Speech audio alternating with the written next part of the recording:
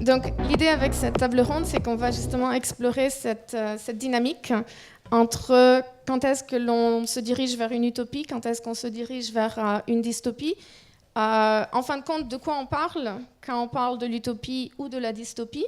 Quels sont les caractères qui vont définir qu'on est effectivement dans une direction utopique ou dystopique? Et donc je voulais demander à nos deux intervenants, est-ce que vous avez vous-même une définition spécifique? Comment est-ce que vous définiriez le concept d'un côté de dystopie et de l'autre côté de utopie? Et est-ce que vous considérez que c'est quelque chose que l'on peut définir de façon objective, ou alors est-ce que c'est quelque chose qui, en fin de compte, va représenter des valeurs subjectives? Et dans ce cas, comment est-ce qu'on peut, en fait, appréhender l'existence de plusieurs utopies, de plusieurs dystopies? Et est-ce que l'utopie de l'un ne devient pas la dystopie de l'autre, et tout ça? Bon, bonjour à toutes et à tous. Merci beaucoup, Prima, pour cette belle question. Alors, je ne vais peut-être pas repasser par des définitions que vous avez dû avoir toute la journée autour d'utopie, dystopie, et peut-être la question meilleur des mondes et pire des mondes.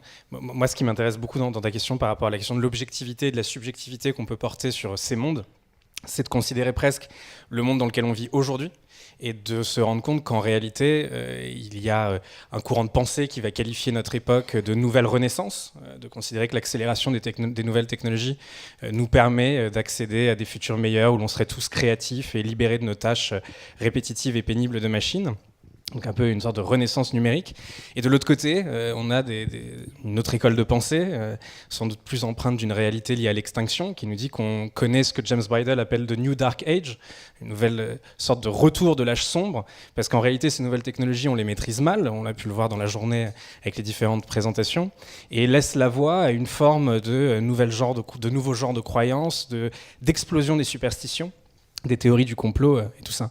Et moi, à mon échelle individuelle, j'en ai eu une expérience un peu bizarre de cette sensation, un petit peu, si vous voulez, que notre monde d'aujourd'hui juxtapose à la fois la dystopie et l'utopie selon la culture dans laquelle on se trouve. Et moi-même, du coup, j'ai dû me rendre compte que ce que je considérais être une utopie était une dystopie pour certains et vice-versa. Donc, pour vous parler de deux exemples très très courts de ça, c'est qu'il y a quelques années, donc j'étais en Californie, je rencontrais une personne extraordinaire qui est devenue une de mes meilleures amies, Eugenia Kuida, qui est une entrepreneure russe extraordinaire qui a créé Replika. Replika, c'est un assistant intelligent, un chatbot, qui a vocation à devenir votre meilleur ami. Et en fait, le projet qui a été présenté plein de fois en Californie, qui a fait un carton pas possible, était vu depuis Los Angeles notamment comme le futur du divertissement. C'était un peu le Tamagotchi 2.0 ou 3 4.0, une évidence finalement de quelque chose de positif. Et j'ai invité Eugenia à venir à Paris il y a quelques années pour présenter son projet, et on a fait un bid monumental. On présentait ça comme un projet AI for good, c'est positif, vous allez voir, grâce à ça on peut se divertir autrement et tout ça. Et la réaction a été complètement opposée, c'était « mais attendez, finalement qui contrôle ce que l'engin est en train de me dire, où vont mes données, etc. etc. » Et le deuxième lien, qui a permis de comprendre plus facilement justement où était ce renversement de valeur qu'on pouvait avoir sur un même projet, c'était avec un projet qui est apparu aussi au croisement des neurosciences et de l'intelligence artificielle récemment, un projet d'Elon Musk, qui s'appelle Neuralink, que vous connaissez peut-être, qui a vocation à être... Donc c'est un projet de recherche pour l'instant qui s'implémente lentement, qui a vocation à construire une puce qui connectera votre cerveau à Internet. Le rêve d'Elon Musk derrière est d'être omniscient, en tout cas hypermnésique, l'inverse d'amnésique, se souvenir de tout, voir tout et être une sorte de moteur de recherche ambulant. Alors moi, je trouvais que c'était la pire des dystopies, parce que ma petite culture littéraire me rappelait un texte de Borges dans les fictions, Funes el Memorioso, où un gamin de 12 ans tombe à cheval, devient hypermnésique, donc il voit tout, il sait tout, acuité parfaite et tout. En 24 heures, il devient le dieu de son village, mais 24 heures plus tard, il meurt, puisqu'à force de tout voir et de ne plus être capable d'abstraire, envahi, si vous voulez, dans les détails, il n'était plus capable de penser. Et du coup, je me rendais compte qu'en fonction, finalement, des fictions dans lesquelles on avait été bercés, qui ont construit un petit peu notre appétence et notre rapport au monde extérieur, on pouvait considérer ce projet comme un projet d'abondance pour Elon Musk, qui nous permet de créer de nouveaux mondes, ou un projet d'extinction qui allait mener à la fin de notre espèce.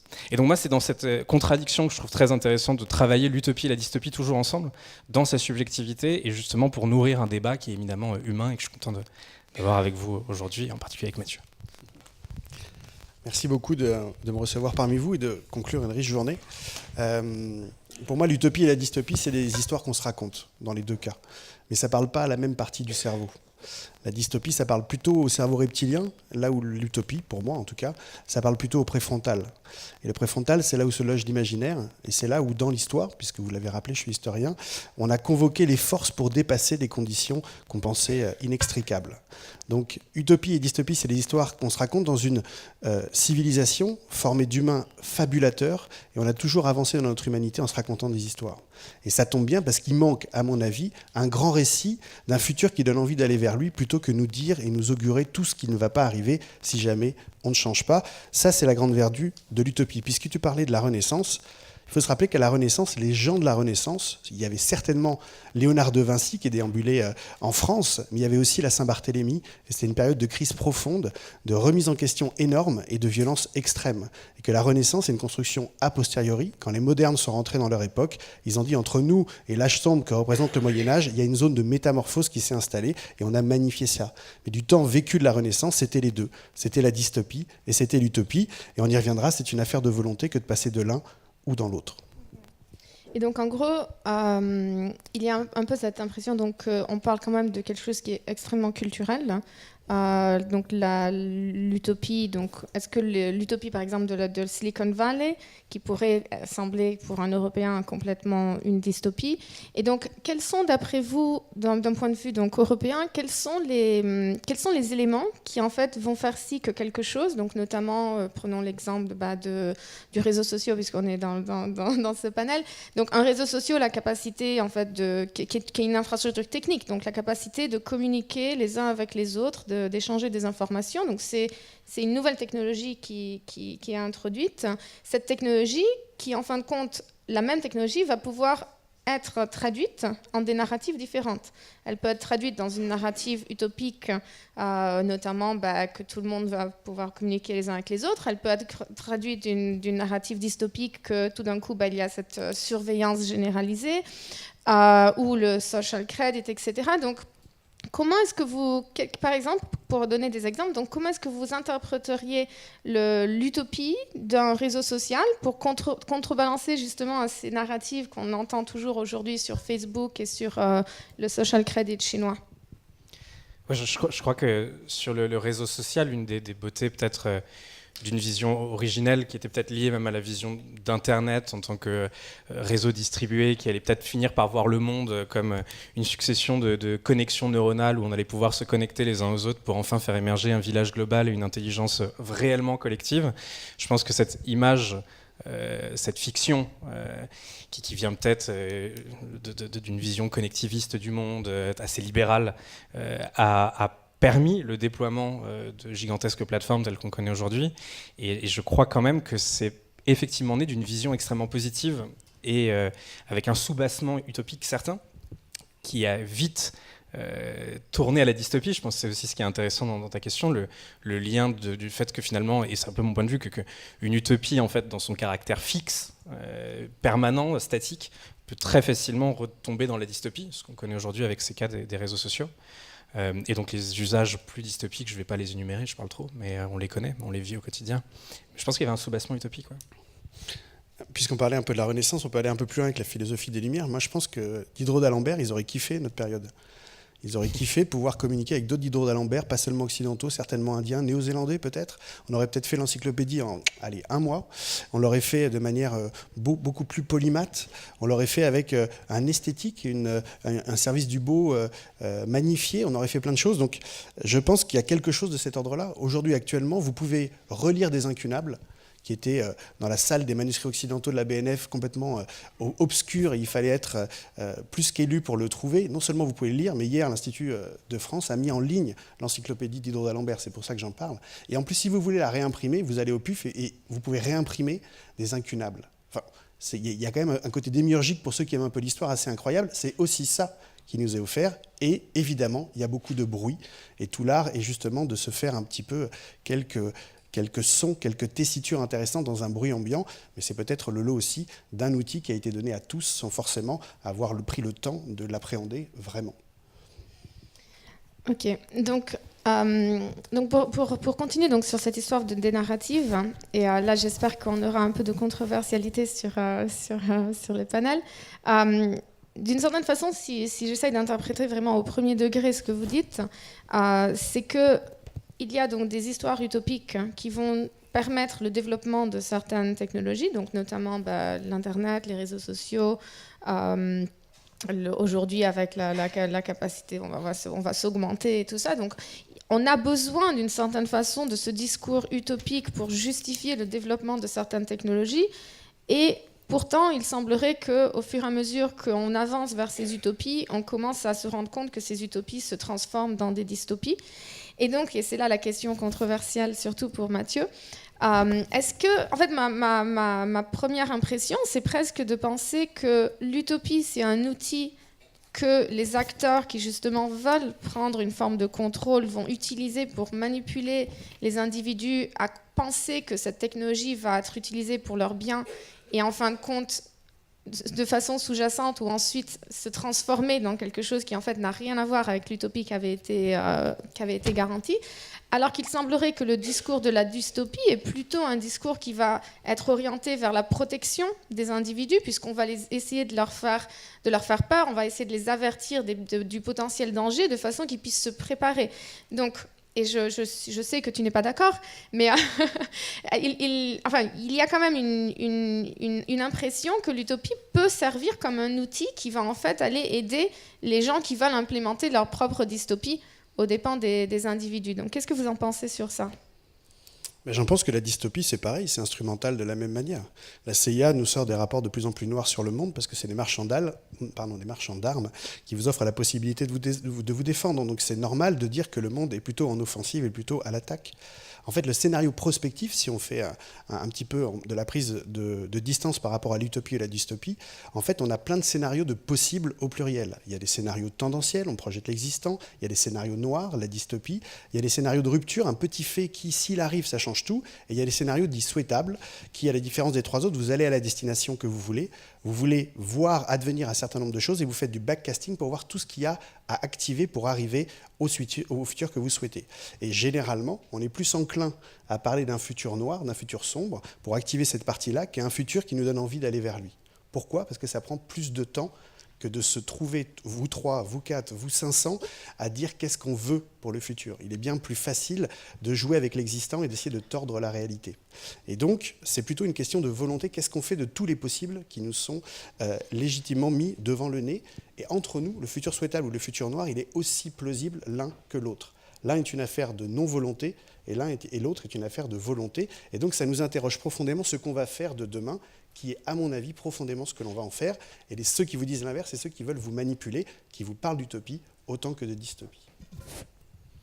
Alors, je suis désolé, du coup, on n'arrivera vraiment pas à se mettre en controverse. On est amis, en fait, donc c'est un peu compliqué, un peu d'accord sur pas mal de choses. Donc, je peux artificialiser la contradiction, mais ce sera vite grillé. Là où je te rejoins totalement, Mathieu, sur le côté un petit peu même pompier pyromane des 10 heures de mauvaises aventures et tout ça, c'est que moi, les deux exemples que j'ai cités tout à l'heure de Replica, mais surtout de Neuralink, s'ancre dans une histoire qui, pour moi, est une dystopie absolue et qui est présentée parfois comme une forme d'utopie libératrice, qui est celle de la singularité technologique. La singularité technologique étant une grande fiction qui marche très bien parce qu'elle est très simple à comprendre, qui date le moment où, dans l'histoire, les machines nous remplaceront parce qu'elles seront plus efficaces que nous dans toutes les tâches de notre vie quotidienne. Donc Ray Kurzweil, un fameux techno-prophète, a promis que ça arriverait en 2045, puis finalement il s'est ravisé pour dire 2029, donc on a encore 10 ans tranquille comme ça, et après on aurait des machines qui viendraient finalement nous remplacer pour parler même. Et ce qui est intéressant, c'est que ce discours-là, qui grosso modo décrit singularité, le moment où la machine nous remplace dans toutes les tâches de notre vie quotidienne, donc si vous, humains, avez un espoir de survivre, vous n'aurez d'autre espoir que de fusionner avec la machine pour survivre, on comprend que cette histoire, elle facilite évidemment un narratif autour de Neuralink qui est celui de la fusion humain-machine, donc de la déconnexion à la nature. Donc utopie d'un côté, parce qu'on pourra être un technoprophète immortel, dystopie de l'autre, quand évidemment, à l'ère de l'Anthropocène et des conséquences présentes du changement climatique, il paraît absurde de vouloir se détacher plus encore de la nature pour un futur déprimant et chromé. Et pourtant, on voit bien la puissance de ce récit, qui est d'une simplicité phénoménale, qui effectivement en appelle à des réflexes de survie chez nous tous, et nous promet mieux que de survivre presque avec un tiret, pour vivre au-dessus de tout et devenir immortel. Donc je rejoins cette question de la dystopie, presque son pouvoir de vente, qui est phénoménal, quoi, par rapport à ce que tu disais sur la CIA. Et après, le scénario de technophile dont on parle, il y en a d'autres. Hein. Moi, j'en promets, en tout cas, j'ai le goût et la gourmandise d'un autre, qu'à côté de la transhumanie, ce délire californien de dépasser la condition humaine grâce à la machine, il y aurait peut-être un imaginaire très humain à développer, la transhumanie, pour revenir à ce qui fait de nous des hommes, c'est-à-dire des hommes de l'humanité, avec un grand H, évidemment, et qui fait que redécouvrir notre métier d'homme est peut-être un scénario possible aussi pour le futur, qui fait que ce sera le scénario nec plus ultra pour se séparer de la machine, qui fera une partie de ce qu'on fait. Et si on est remplaçable par des robots, c'est peut-être qu'on avait des boulots de machine, hein. C'est peut-être le rêve émancipateur du 19e siècle des socialistes utopiques qui est réalisé, c'est-à-dire qu'on pourra enfin faire autre chose, c'est-à-dire prendre de l'empathie, avoir du bonheur avec les autres et créer un petit peu d'art. Eh bien peut-être que c'est aussi un scénario, et à mon avis, il est aussi plausible que ceux qu'on nous rabâche tout le temps, notamment via la dystopie, puisque c'est encore une fois une affaire de choix et de volonté humaine. Ok, très bien. Donc ça répond exactement à la question. Ma deuxième question, mais tu as répondu, mais peut-être tu veux ajouter quelque chose, c'était effectivement, étant donné cette narrative donc d'utopie qui en fait est utilisée pour justifier des intérêts souvent privés et commerciaux, est-ce qu'on peut contrer cette narrative uniquement justement en identifiant la dystopie qui est inhérente avec cette utopie, donc l'autre côté de la médaille, ou est-ce qu'on peut justement est-ce qu'on peut contrer le discours utopique de la singularité, etc., avec un autre discours utopique, ou est-ce qu'on retombe toujours pour contrer cet argument dans la dystopie ? Ouais, c'est super intéressant. Moi, j'ai une sorte d'obsession de vouloir déconstruire un petit peu le mythe de la singularité pour essayer d'en proposer autre chose. Dans un séminaire que je co-organise à l'École normale supérieure, on a travaillé la notion de pluralité pour se demander si justement, concrètement, on ne pouvait pas imaginer autre chose qu'un futur gris-chromé où toutes les smart cities se ressembleraient dans toutes les villes du monde, et où au contraire, les nouvelles technologies nous permettraient de revenir à une pluralité culturelle plutôt qu'une singularité technologique. Et je pense que c'est effectivement un axe de réflexion qui peut être intéressant. Et en même temps, je me rendais compte que j'étais toujours piégé. Parce qu'en fait, j'étais toujours sur le revers de la médaille, c'est-à-dire qu'à force de vouloir déconstruire le discours de la singularité pour construire le mien, j'étais finalement positif qu'en le contredisant, et j'avais du mal à travailler hors de son champ. Donc quelque part, je renforçais l'histoire même de la singularité. La preuve, là, j'en parle à plein de gens qui, si ça se trouve, ne connaissaient pas encore le truc et se disent c'est peut-être pas si con que ça. Et du coup, je trouve qu'un des vrais défis, c'est d'essayer de sortir presque un petit peu, encore une fois, de cet antagonisme assez stérile, je trouve parfois, entre dystopie et utopie, pour imaginer presque les variants à l'intérieur, et se demander finalement quel autre type de monde complexe auquel j'aspire. Moi, j'ai pas eu le temps de vivre dans une utopie, par exemple, je trouve ça super déprimant. Comment est-ce qu'on peut penser ces contradictions à l'ère des contradictions et des injonctions contradictoires qu'on a entre la tech et la nature, etc., pour réinventer d'autres récits. Et moi, je me passionne pour ça, je m'y essaye avec moins de talent que Mathieu, mais je trouve ça passionnant. Ouais. Alors, moins de talent que Saint-Exupéry dont je vais convoquer. Alors je suis pas sûr que ce soit de lui, c'est dans Citadelle, on est en train de le relire, on n'a pas trouvé la phrase. Mais quand tu veux construire un bateau, ne commence pas par assembler du bois, couper des planches et distribuer le travail, mais réveille au sein des hommes le désir de la mer grande et belle. Et je pense qu'on en est là de notre histoire, en fait. Je pense que profondément, il est trop tard pour être pessimiste parce qu'on est dedans. Et donc, l'énergie qu'il faut pour être résilient, efficace, efficient, entrepreneur de notre propre vie, eh bien, se liche plutôt dans le préfrontal que dans le reptilien. Il faut se raconter des histoires tellement belles qu'on ait envie de les faire advenir. On ne va pas y toucher, mais la voie étant le chemin, ça va nous mettre dans une énergie combative. Et je pense que l'utopie a cette vertu-là. Et entre nous, je pense que les punks d'aujourd'hui, ce n'est pas ceux qui disent nos futurs, c'est ceux qui disent yes futur. C'est vachement plus dur. Et je pense que ce nouveau truc un peu de disruption, ce n'est pas de regarder le monde tel qu'il est noir, mais aussi tel qu'il pourrait être différemment. Et c'est un acte de volonté. On ne naît pas optimiste, on le devient parce qu'on lit comme vous la réalité du monde. Ça fait 40 ans de surcroît. Et n'en déplaise à la collapsologie qui a mis un mot sur quelque chose qu'on sait depuis 40 ans, nous devons changer l'OS de notre civilisation. Sinon, nous conduisons droit dans le mur. Et dans chaque scénario souhaitable qu'on a traité, ça fait 20 ans, il y a toujours une reconnexion homme-nature. non pas par militantisme, mais par survie. Il y a quelque chose de bien à gagner dans cette métamorphose du monde. Ok, dernière question. Donc, notamment, donc, effectivement, il faut essayer d'inventer plusieurs futurs, idéalement des futurs souhaitables, plutôt que de se concentrer uniquement sur la dystopie, ce qui ne veut pas dire qu'il ne faut pas aussi identifier donc, les risques. Mais par contre, donc, est-ce que c'est l'utopie ? Est-ce que l'utopie ne souffre pas du même problème de la dystopie, qui est en fait cet extrémisme de tout simplement aller complètement dans de ce monde idyllique, idéal, qui en fin de compte, peut-être que si on arrivait à le créer, on détesterait malgré tout, parce qu'il n'y a plus toute l'humanité d'une certaine façon. Et est-ce qu'on n'a pas peut-être besoin de se retrouver un petit peu plus tôt vers le milieu et d'essayer d'imaginer non plus la direction extrême positive ou la direction extrême négative, mais plutôt d'essayer de retomber dans le compromis et d'essayer de rechercher comment construire le monde tel qu'il est aujourd'hui, comment l'améliorer de façon incrémentale, sans avoir cette vision utopique qu'on sait qu'on ne rejoindra jamais, qui en fin de compte peut-être va nous guider vers une direction qui n'est pas la bonne, puisqu'en fin de compte aujourd'hui on a des problèmes actuels, comment est-ce qu'on les prend en compte. Donc est-ce que ce discours d'extrémisme ne nous cause pas en fait de nous focaliser sur des directions qui sont peut-être pas les plus pertinentes, et est-ce qu'on ne devrait pas en fait regarder au présent et essayer de rechercher ce monde qui n'est pas parfait, mais comment est-ce qu'on peut l'améliorer petit à petit? Sacrée question. Bon, en 30 secondes, comme ça. Non, effectivement, c'est une très belle question. Moi, je pense quand même qu'on a besoin aujourd'hui d'une forme de radicalité pour faire face à l'urgence écologique que tu viens de citer, sociale que l'on connaît, et que l'on aurait du mal, pas à pas, de manière linéaire, en extrapolant l'existant, à transformer le monde avec les mêmes outils qui ont provoqué sa situation. En revanche, je pense, et c'est peut-être là un sujet sinon de discorde, de différence entre nous. Moi, je suis assez persuadé d'une chose, c'est que fixer un état d'utopie à distance qui ne fait que s'éloigner à mesure qu'on s'en rapproche, qui est un peu la définition de l'utopie ou du futur lui-même, est profondément déprimant aussi, ce que j'ai pu citer, on y arrive et finalement c'est pas si bien que ça, ou ça continue de reculer, et je crois que la puissance, et ce qu'on essayait de travailler un petit peu autour de ce concept de pluralité, si on essaie de réinventer des récits, serait plutôt de donner les outils à chacun de créer leur propre récit, de revenir dans cette forme justement de futur pluriel, des futurs possibles que tu citais, pour ne pas avoir une seule ligne de mire vers laquelle tous convergeaient, mais essayer au contraire de donner à chacun la possibilité de se créer son futur, concrètement de le choisir au lieu de le subir. Et moi, par exemple, c'est la seule utopie dans laquelle je me sens bien de vivre, c'est un monde dans lequel chacun puisse penser et construire la sienne en connaissance de cause. Donc voilà, ça répond pas du tout à ta question, mais c'est un essai comme ça. Et ça ne participe même pas à la construction des désaccords, parce que je suis complètement d'accord avec toi.